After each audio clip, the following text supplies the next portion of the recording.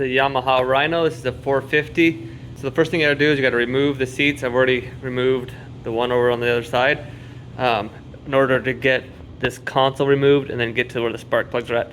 So there's a lever right here.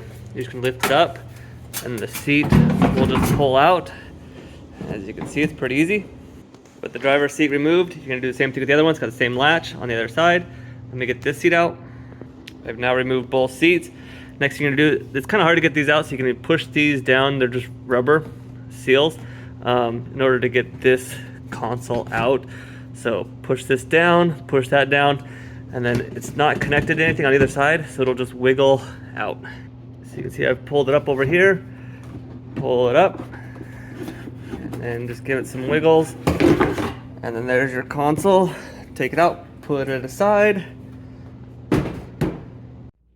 Now that you've got your seats out, if you want to adjust the idle on your carburetor, it's right here. So you've taken the console off, taken the seats out.